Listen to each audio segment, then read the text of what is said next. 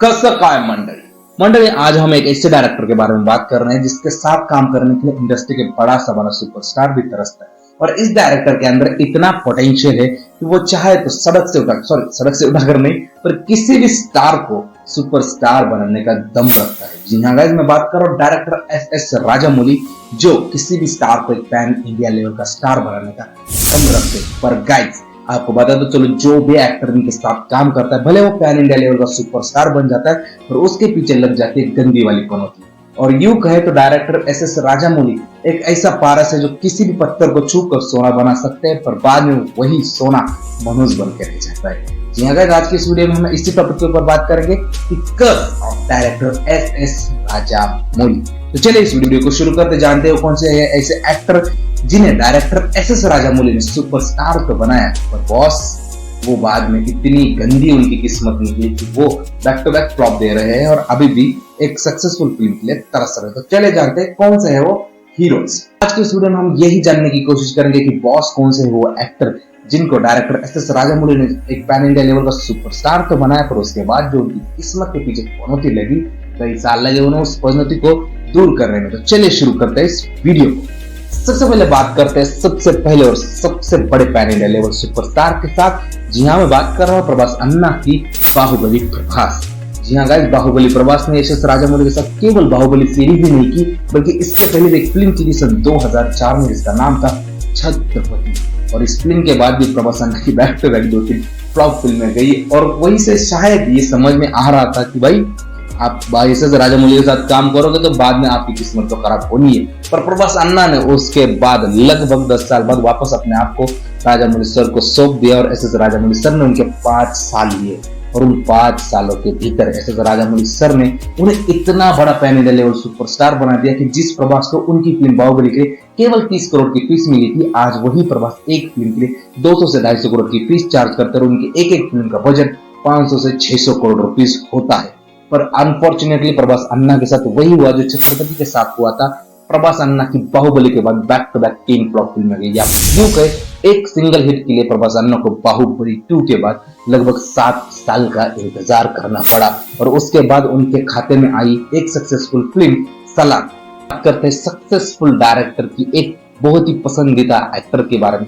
इतना पसंदीदा है एक्टर कि वो उन्हें अपना सबसे अच्छा दोस्त तक मानते। जी हाँ गाइस, एक चार्ट शो में जब राणा डग्गुबाती ने एस राजामौली सर से ये पूछा था कि आपको सबसे ज्यादा फेवरेट हीरो कौन है, बाहुबली प्रभास या फिर बल्लाल देव, तो उन्होंने काफी पोलाइटली कहा था कि बाहुबली प्रभास। और फिर जब उसी शो में उनसे वापस ये सवाल पूछा गया कि आपका सबसे अच्छा दोस्त कौन है, जूनियर एनटीआर या बाहुबली प्रभास, तो उन्होंने बेझिझक कहा था कि तारक यानी अपने जूनियर एनटीआर। तो बात करते हैं उस अगले हीरो के बारे में। वो अगला हीरो और कौन ही है, डायरेक्टर एस राजामौली का बेस्ट पीरियड जूनियर एनटीआर। यही आपको बताता चलो कि जूनियर एनटीआर के ऊपर भी डायरेक्टर एस राजामौली का कर्ज चढ़ा हुआ है, क्योंकि आपको पता है एस राजामौली के साथ केवल RRR ही नहीं, इससे पहले भी इन्होंने कई सारी फिल्में की हुई। उसमें सबसे पहले इनकी फिल्म आती है स्टूडेंट नंबर 1। स्टूडेंट नंबर 1 एक सक्सेसफुल फिल्म थी, केवल 1 करोड़ के बजट के साथ आकर इस फिल्म ने बॉक्स ऑफिस पर कमाए थे 10 करोड़ रुपीस, और आप समझ सकते हैं कितना जबरदस्त प्रॉफिट करके दिया होगा। और उसी फिल्म के साथ ये जोड़ी एक साथ जब बनी, तो उसके बाद ये जोड़ी अब तक साथ में आपको नजर आती है। उसके बाद आई उनकी फिल्म सिम्हाद्री, जिसका बजट रखा गया था 5 करोड़ रुपए, इस फिल्म में बॉक्स ऑफिस पर कमाए मोर देन 50 करोड़ रुपीस। और उसके बाद आई उनकी नेक्स्ट फिल्म भी बॉक्स ऑफिस पर मेगा ब्लॉकबस्टर साबित रही। पर इन तीनों ही फिल्मों के बीच में लगभग 2 से 3 साल या फिर 4 साल का गैप नजर आ रहा था। पर इस गैप के बीच जब हमारे जूनियर एनटीआर ने किसी और डायरेक्टर के साथ काम किया, वो सारी की सारी फिल्में बॉक्स ऑफिस पर फ्लॉप साबित हुई। सेम लाइक स्टूडेंट नंबर 1 के बाद भी जितनी भी फिल्में उनकी आई वो फ्लॉप साबित हुई। उसके बाद सिम्हाद्री ने उन्हें वापस एक सक्सेसफुल दी। फिर उसके बाद सिम्हाद्री के बाद जितनी भी फिल्में आई वो फ्लॉप साबित हुई। उनकी 3rd फिल्म सक्सेसफुल रही, और उसके बाद आई उनकी फिल्में कुछ फ्लॉप तो कुछ हिट साबित हुई। और आप बात करते हैं तीसरे हीरो के बारे में। शायद तीसरे हीरो के बारे में जब मैं आपको बोलूंगा तो आपको शॉक लगेगा। आप सोच रहे होंगे वो रामचरण होंगे, बट नहीं, वो रामचरण नहीं, वो है नेचुरल स्टार नानी। आप सोचोगे कि नेचुरल स्टार नानी के साथ कौन सी फिल्म की एस राजामौली जी ने, तो भाइयों आपको याद है मक्खी, जिसमें हमें नेचुरल स्टार नानी देखने को मिले थे। वही तो थे जिनको पेलने के बाद वो आगे जाकर मक्खी बन जाते हैं। जी हाँ गाइज, जब नेचुरल स्टार नानी ने इनके साथ फिल्म की और उसके बाद उनकी आई नेक्स्ट 1 फिल्म में 3 से 4 फिल्में बॉक्स ऑफिस पर बैक टू बैक फ्लॉप साबित हुई थी और फिर उसके बाद उनको एक फिल्म करनी पड़ी जिसमें director S Rajamouli as a director तो इन्वॉल्व नहीं थे पर एज अ प्रोड्यूसर इन्वॉल्व थे और उसके एंड क्रेडिट सीन में हमें एस राजामौली देखने को मिले थे और वो फिल्म बॉक्स ऑफिस पर एक सक्सेसफुल फिल्म साबित हो चुकी है। और अब बात है इस लिस्ट के चौथे एंड फाइनल एक्टर के बारे में। तो आपको बताता चलो कि इस लिस्ट का चौथा और फाइनल एक्टर और कौन नहीं, हमारे रामचरण हैं। जी हाँ, मेगा पावर स्टार रामचरण। आपको बताता चलो कि डायरेक्टर एस राजामौली ने सन 2008 में बाहुबली की नींव रखने की फिल्म बनाई थी जिसका नाम था मगधीरा।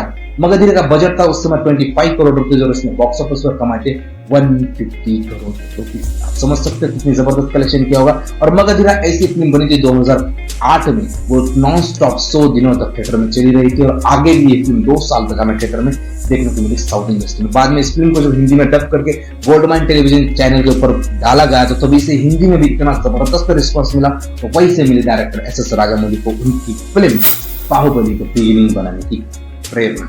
और फिर मगधीरा के बाद डायरेक्टर राजामौली ने सीधा जंप मारी बाहुबली के ऊपर। हाँ, उससे पहले उन्होंने मक्खी बनाई थी, पर हाँ मक्खी भी उनकी एक जबरदस्त एक्सपेरिमेंटल फिल्म थी जो हिंदी ऑडियंस को टारगेट करते हुए उन्होंने बनाई थी। अब बात करते हैं इन चारों स्टार्स को कैसे डायरेक्टर एस राजामौली का क्रश चढ़ता है, क्योंकि हम सब जानते हैं कि डायरेक्टर एस राजामौली के साथ काम करने के बाद जो उस एक्टर के प्रति जो लोगों की एक्सपेक्टेशंस होती है, जो लोगों की डिमांड्स होती है, वो इतनी ज्यादा बढ़ जाती है कि लोग उसे किसी और रोल में इमेजिन ही नहीं करते।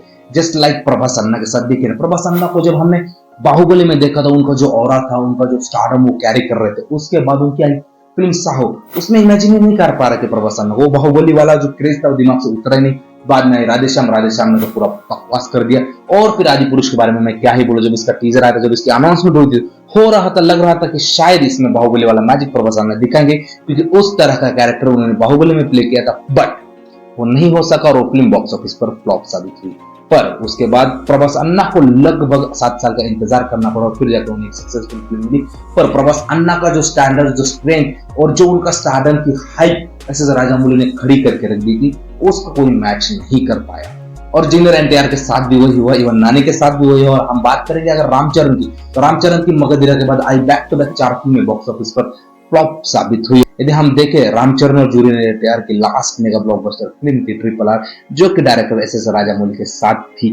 और उसके बाद आई जूनियर एनटीआर की फिल्म देवराज, जो कंटेंट वाइज तो काफी एवरेज नजर आ रही थी, कलेक्शन भी लोग कह रहे इसका फेक है, वो भी बॉक्स ऑफिस एक एवरेज फिल्म बनकर ही रह रही है।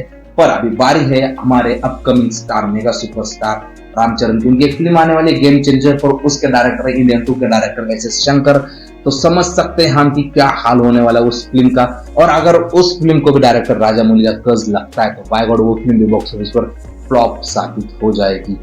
इन शॉर्ट अगर मैं सीधे शब्दों में कहूं तो एस राजामौली आपको स्टार से सुपरस्टार तो बना देंगे, आपसे वो उस लेवल का काम करवा के लेंगे कि लोगों की एक्सपेक्टेशंस आपसे काफी ज्यादा बढ़ेगी। पर अगर उसके बाद आप अगर उस लेवल से 19 भी करते हो ना, तो फिर लोग आपको एक्सेप्ट नहीं करेंगे। अगर 19 से ज्यादा 21 करते हो तो लोग आपको एक्सेप्ट करेंगे और लोगों की एक्सपेक्टेशन भी आपके ऊपर की बढ़ेगी। पर अगर 19 होता है तो लोग आपको टोटली रिजेक्ट कर देंगे। अभी देखना है कि अपकमिंग फिल्म गेम चेंजर में हमारे रामचरण क्या करते हैं। और हमने देखा देवरा में हमारे जूनियर एनटीआर ने तो 19 की जगह सीधा 18 ही कर दिया, इसलिए वो फिल्म को लोग एवरेज का रिस्पॉन्स दे रहे हैं। अभी देखना काफी दिलचस्प होगा कि क्या अपकमिंग फिल्म गेम चेंजर में वो RRR वाला मैजिक और वो राजामौली वाला मैजिक हमारे रामचरण मैच कर पाते हैं या नहीं।